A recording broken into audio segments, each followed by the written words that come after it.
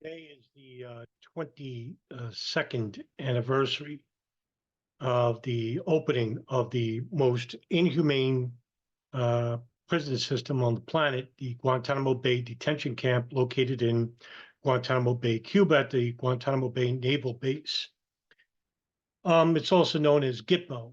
And um, as of December of this year, there's only 30 prisoners left out of the 779 people that were detained there since January of 2002 when it opened January 11th, January 10th, 2002. 740 of them have been transferred elsewhere. 30 remain and nine had died while in custody. The camp was actually established by President Bush during his administration in the war on terror following the 9/11 attacks, in which indefinite detention without trial led the operations of the camp to be considered a major breach of human rights by groups like Amnesty International and Human Rights Watch. And what happened over the coming weeks after the 9/11 attacks, and just like a bunch of vultures, it was White House legal counsel, lawyers, that changed the memorandum regarding uh, who is labeled a terrorist and what designates a terrorist. The White House, especially Vice President Dick Cheney, wanted to reformat laws regarding prisoners of war.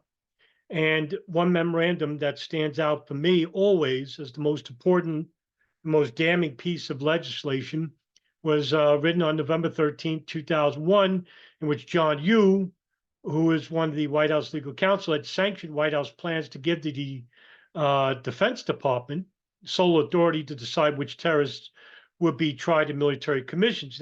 Now that's the Department of Justice's job. They investigate crimes of terrorism. But what the White House wanted to do was designate these people as foreign combatants, even though they're foreigners, that they won't be provided or afforded protection under the Geneva Convention. So when you have people like Secretary of State Colin Powell, the National Security Council advisor Condoleezza Rice, and even Attorney General John Ashcroft, they were left out of the loop because what Cheney wanted to do was basically circumvent the memorandum. Now, David Addington, who was Cheney's own personal lawyer, he would later edit the draft, which had to be approved by Bush, to where the White House and not the Defense Department would decide which terrorists would be tried. And now it's left to a sole person, the President of the United States, instead of the Department of Justice. The memo also ignored international law. That's what I was talking about, Geneva Conventions. The memo suggested that President Bush or the future presidents could abide by this or not, or who could be afforded under the protection of the Geneva Convention. Now, this would mean that any foreign nation that the president deems as a nation that harbors terrorists living inside it or having conspired in terrorism could come under attack by the US military. Defendants who are captured would have limited rights to confront even their accusers, such as the military commissions. They would also not be able to see evidence against them, be unable to stand in front of their accusers at trial, instead have a military tribunal hearing, and also be condemned to indefinite detention, which means that there is no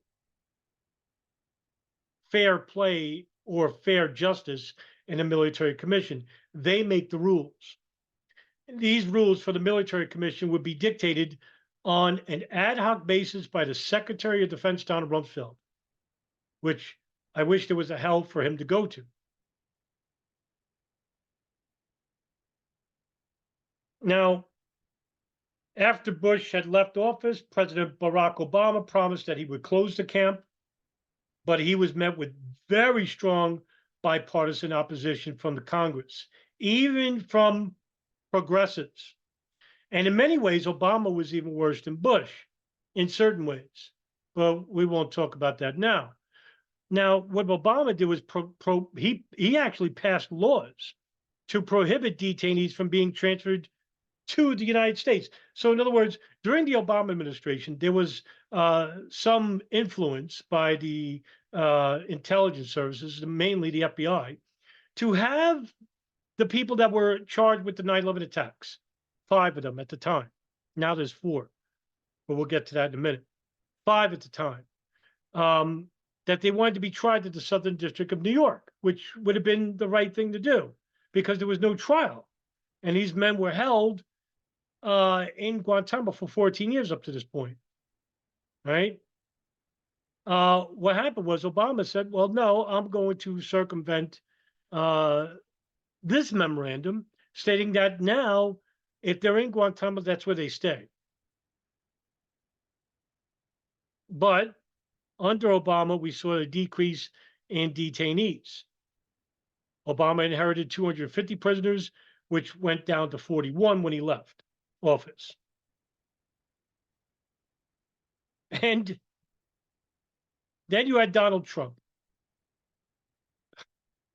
who was going to be this, the guy who's against the establishment. No, he's not.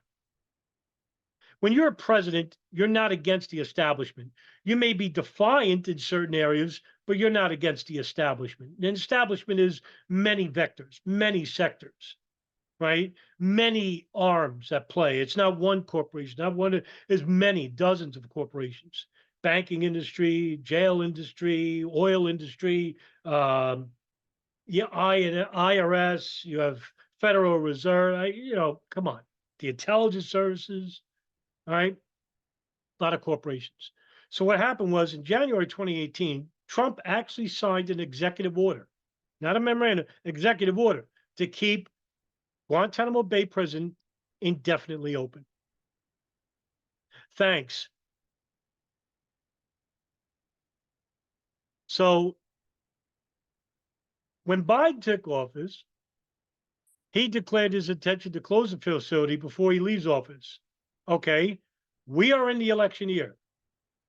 Guantanamo is still open. Do you finally get it? Do you understand that these people in positions of the presidency cannot be trusted? Well, I don't know why you people vote for them.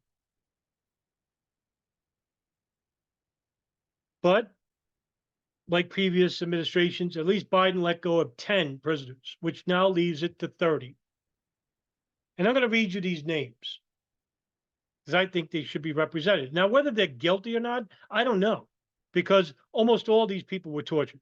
So even if they were telling the truth about what crimes they committed, can you believe it? You're left in a state of paralysis. You don't know what to believe.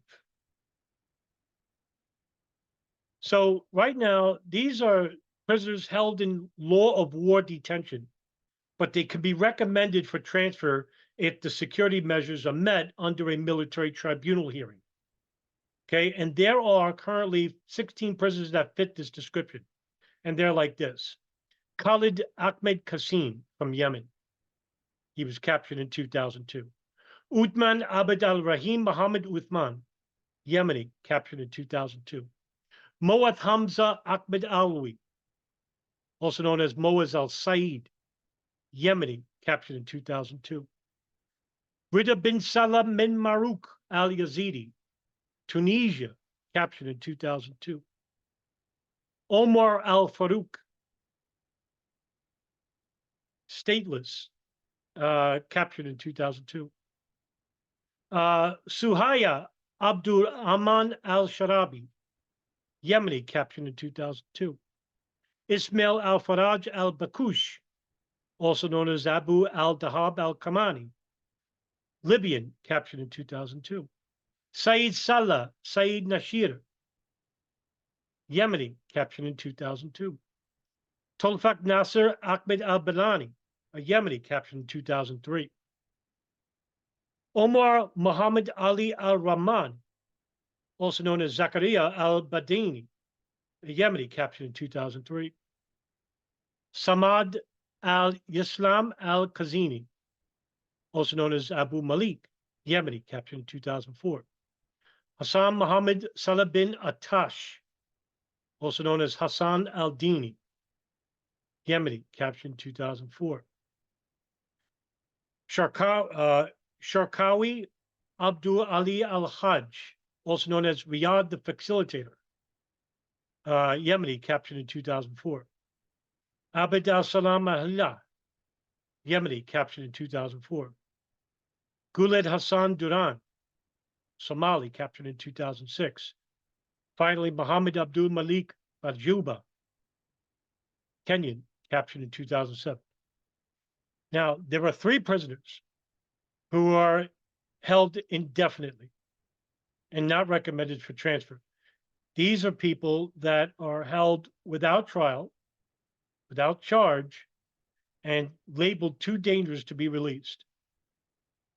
And these 3 people are Zayn al-Abini, Mohammed Hussein, also known as the infamous Abu Zubaydah, a Palestinian who was captured in 2006. Allegedly, this was the first al-Qaeda prisoner ever captured. But also in 2006, the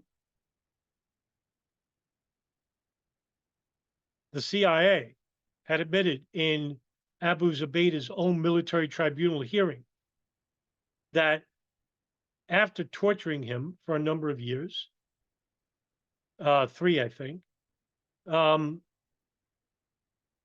he was considered not al-Qaeda, but not even a fighter. Yet he was part of the Al-Farouk training camp, I want to say. And, you know, he's a big case. And this guy was brutally tortured. Now, the FBI, especially Ali Soufan, and I forgot the other agent that was with him, had interviewed Abu Zubaydah, but then the CIA heard about this and basically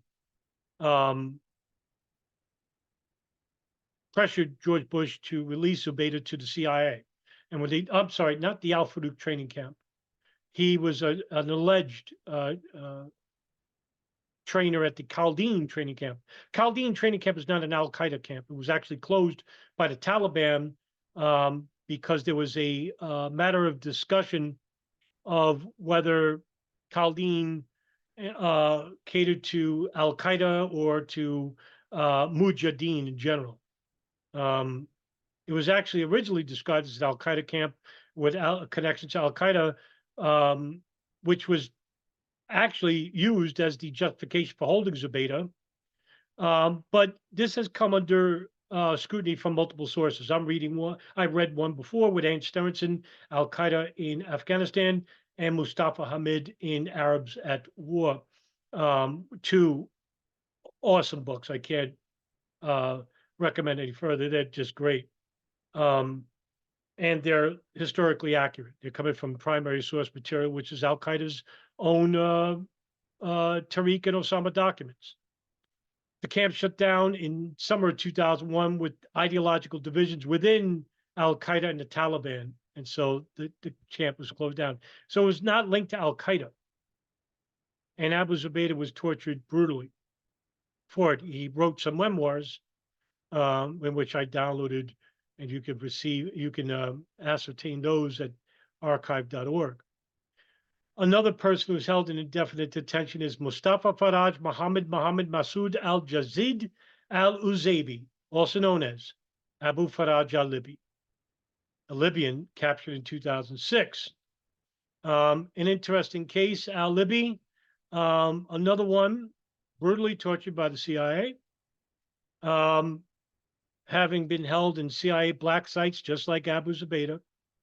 And according to the U.S. Office of the Director of National Intelligence, he served as the 3rd in command of Al-Qaeda from 2003, after Khalid Sheikh Mohammed was captured, and then captured in 2005. Abu Zubaydah was actually found not to, I said that he was not found to be within Al-Qaeda. But yeah, this is the case. I mean, Khalid Sheikh Mohammed, Ramzi bin al-Shib, Abu Zubaydah, and a number of others, they're all captured in Pakistan. That's where all these people are. It just makes you wonder what type of protections these people were getting beforehand. Yet we deal with Pakistan all the time. I don't know. And the third indefinite detention detainee is Muhammad Rahim. Muhammad Rahim was captured in 2008 in Afghanistan, and Muhammad Rahim is he was born in Afghanistan, and it is stated that he was captured by captured in Pakistan, handed over to the CIA, and Rahim had connections, alleged connections with the Taliban, and he was subjected to again the rendition detention interrogation program known as the RDI program, and handed over to the CIA to be brutally tortured under the enhanced interrogation techniques. That's a fancy word for torture, which was the SEER program headed by two ghouls, Bruce Jessen and James Mitchell, who would go on to say that they would actually do it all over again because they kept America safe. Well, that's not what, according to the Senate Select Committee report, the final report, also known as the report, which was a film that starred Adam Driver, which was a fantastic film, and basically showed that none of the information that the CIA got from torture actually prevented or was anything new, prevented any future terrorism, or was new to the intelligence services or even the State Department or to the principals. This was information that was known, previously known, even in the 9/11 congressional inquiries, which I'm covering. Now, for the final 10, these are people charged in military commission system, awaiting trial, mind you. And these are people that you have heard.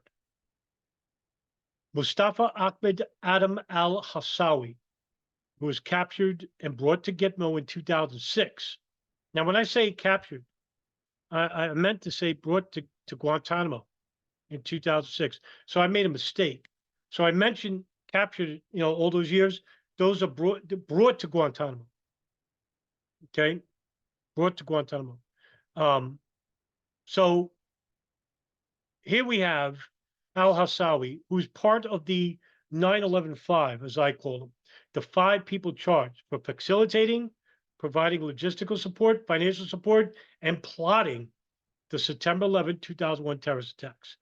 Al-Hassawi, his torture was unique in its brutality, in that it makes you wonder, what was the point of it? So Hassawi has intestinal problems. And when I say intestinal problems, he was raped by a grooming device. Some say it was metal shaving like Brillo pads shoved up his rectum, where he has to sit on a pillow or something very soft for the rest of his life. And you have to wonder, imagine CIA case officers or military personnel dressed in black or wearing masks doing this to this person. At some point, it has to enter that person's mind that what they're doing is grotesque. Never mind that what they're doing is counterproductive in regards to obtaining information. Because when you're getting that inserted in your rectum, you're going to say that you committed every crime from here to Timbuktu in the last 20 years. Just for them to stop. Another person is Ramzi Muhammad Abdullah bin al-Shib, also known as Abu Ubaidah, also known as by his shorter name, Ramzi bin al-Shib. Now, he was part of the Guantanamo Five charged with providing logistical support. But earlier this year, he was deemed unfit, mentally unfit to stand trial. So that means he will not be able to stand trial for the charges of providing any type of material support or planning the 9/11 attacks. That's why I said earlier, it's 4 now. Yes, it's no longer 5, it's now 4, because al-Shib was, well, if he's mentally incompetent, so are the other five, because they received just amount of brutal torture. He was waterboarded, I think, 83 times. 83 times. The other person, number 3, is Walid Muhammad Salih bin Mubarak bin Atash. For those who know his last name, he also goes by the name of Khalad, the infamous Khalad. Captured and brought to Gitmo. He was captured, I think, in 2003 and brought to Gitmo in 2006. He's a Yemeni. Boy, what can I say about bin Khalad? The NSA knew about him first because they were listening to the phone calls that they were tapping from the Al-Qaeda communications hub in Yemen. This information was not passed to the CIA. Allegedly being involved with the East Africa embassy bombings and, of course, the USS Cole bombing, and providing material support to several of the hijackers involved with the 9/11 attacks. He also acted as a bodyguard for Osama bin Laden. This guy has a history. Now, how can we charge him? He was brutally tortured. You can't. That's why we're never going to see a trial for any of these people, because they're walking. And that would be the biggest slap in the face that we could ever receive, especially for the victims' families and loved ones.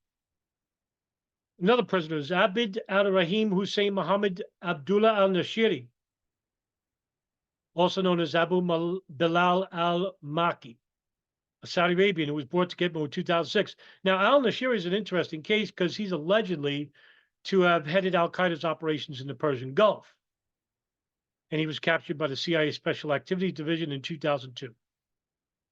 Again, much like most of these high-profile prisoners, he went through the black sites, and he went to, just like Abu Zubaydah, Poland, Lithuania, Romania, Morocco, waterboarded, punched in the face, rectal feeding, standing naked for days on end, chained to the walls and to the floors, threatened with a power drill.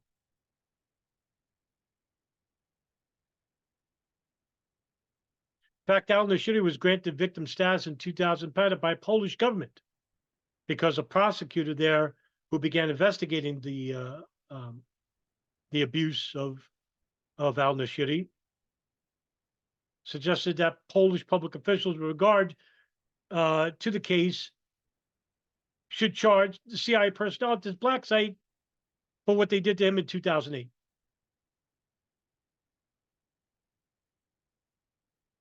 However, he was still charged by the Guantanamo military commissions in December of 2008, but the charges were dropped in February 2009, but they were reinstated 2 years later.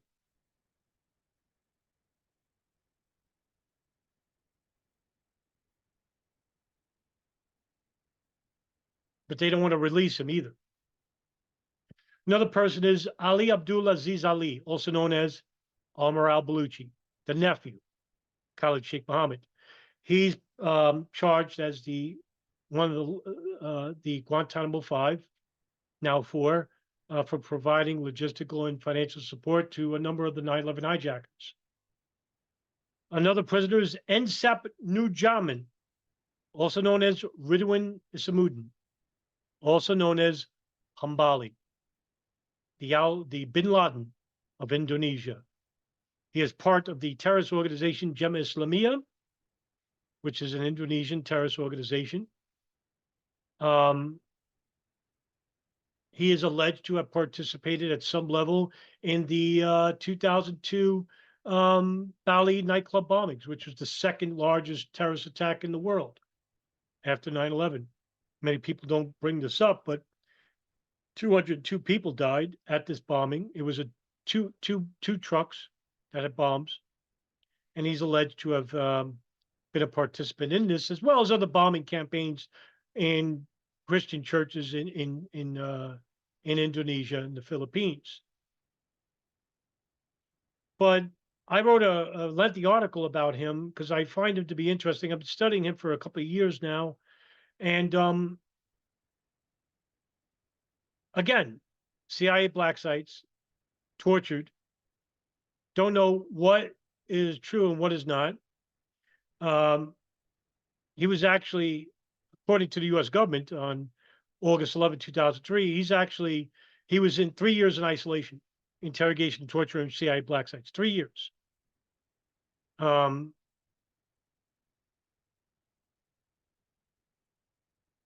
His torture is actually classified by the United States government. In fact, President Bush, even because his capture was so big, because he's a big name, President Bush even announced his capture at a White House press briefing.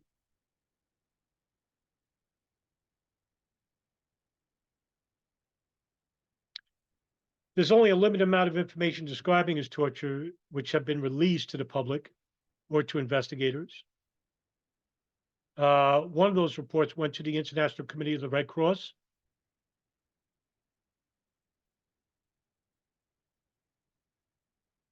And according to the 2014 Senate Intelligence Committee report, Hambali was told by an interrogator that he would never go to court.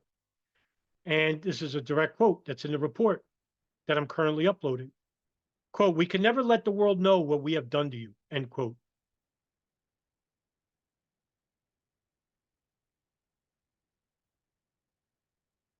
You see where this is going, right? Another prisoner is Mohammed Farik bin Amin Zubair. He was a Malaysian captured in 2006. I don't know too much about him. But I know he's an associate of Hambali and Jemaah Islamiyah group. Another prisoner is Mohammed Nazir bin Lep, another member of Jemaah Islamiyah. Nashwan Abdul Razak Abdul Baki al Tamir, also known as Abid al Hadi al Iraqi. He's a rare case. He's actually an Iraqi national, and as a member of Al Qaeda, the media committee. And he was arrested. And finally, Khalid Sheikh Mohammed, also known as Mukhtar. What can be said about this guy? The financier, the alleged mastermind of the 9/11 attacks, which I think he did. And he got that idea from the Bajinka plot. I've been saying this for years. Khalid Sheikh Mohammed is an interesting case. He's also the most interesting figure, the most mysterious figure. Here's a guy who in the mid 90s actually traveled around the world while the FBI was chasing him for being part of the 1993 World Trade Center attack because he sent a wire transfer to one of the 1993 World Trade Center bombers, Mohammed Salame, a $5,000 check. An FBI agent named Frank Pellegrino went around the world to try and capture him, bring him back, face justice. And Khalid Sheikh Mohammed actually visited a number of countries: Philippines, Indonesia, Malaysia, even Israel. That's not me saying that, that's a New York Times report. Interesting. Nevertheless, Khalid Sheikh Mohammed is the alleged mastermind 9/11 attacks, as well as 60-something other terrorist attacks, because much like everybody else, he was tortured. In fact, he was waterboarded 164 times or 163 times in a single month. That's double what Ramzi bin al-Shibh got. This guy confessed to everything. In fact, CNN would later write a long, detailed report about what he confessed to. And I'm surprised he didn't confess to the assassination of Abraham Lincoln and John F. Kennedy. This guy confessed to every single operation where when you read it, you're like, this guy just confessed so that the torture could stop. But the CIA claims that, yeah, we got the biggest terrorist in the world outside of bin Laden. And he's a bigger terrorist than bin Laden, this guy. Heck, he didn't even need to be tortured to basically tell you that he did plot 9/11, because that's what he did when he was interviewed along with Ramzi bin al-Shibh in a safe house in Pakistan to Al Jazeera reporter Yosri Fuda. Now, I've interviewed his co-author for the book Masterminds of Terror, Nick Fielding, where they talked about Yosri Fuda being called by Khalid Sheikh Mohammed at his London office to come and interview him at a safe house in Karachi, Pakistan, in which he did. This is before he got caught, and he admitted that he was part of 9/11. Nevertheless, now that he's tortured, no matter if he was telling the truth, we can't take it face value, because he said it while he was tortured. Now, according to Yoshi Fuda, there's videotape of this. The CIA has it. Okay? Why not use it at a trial? Well, I'm going to tell you why. Because Khalid Sheikh Mohammed and any evidence linking him to it, 9/11 attacks, has to be dismissed. Because the government's going to have to say that the torture was justified. And they can't. They can't. And this is the problem. The only person who was convicted in a military commission system after all these years was Ali Hamza Ahmed Suleiman al-Bahul, also known as Abu Anas al-Maki, a Yemeni captured in 2002. He's the only one that was convicted. I forgot what he was convicted for, but if you want to know a little bit more, I'm going to link the Guantanamo Docket by Carol Rosenberg at the bottom of the description. And there's your list of prisoners at Guantanamo Bay prison camp currently. And look, we need justice. That's what I'm in this for. Nothing else. And as long as everybody remains silent about it, most people certainly are, there are a few people that are trying to bring attention to light, including the closure of Guantanamo Bay Prison. And this is a video that I'm going to dedicate to actually imploring the Biden administration to please close Guantanamo Bay Prison. Have these people deported to New York, especially the Guantanamo 5, have the others tried at a court of their home countries regarding the charges of whatever terrorist plots you think they were a part of. But these indefinite detention prisoners, well, they didn't get a trial. They're not charged with anything, but they're held there forever. If you don't think that that's injustice, I don't know what to tell you. And just because they're Arabs and some of these people may be guilty of certain crimes, well, we don't know because there's no trial and there's no evidence being presented by the federal government. So we have to presume they're innocent, right? Isn't that what justice is all about? Yeah, I think so. So we owe it to the victims' families. We owe it to their loved ones to bring these four, Khalid Sheikh Mohammed, Tawfiq bin Attash, Abdulaziz Ali, Amar Abaluchi, and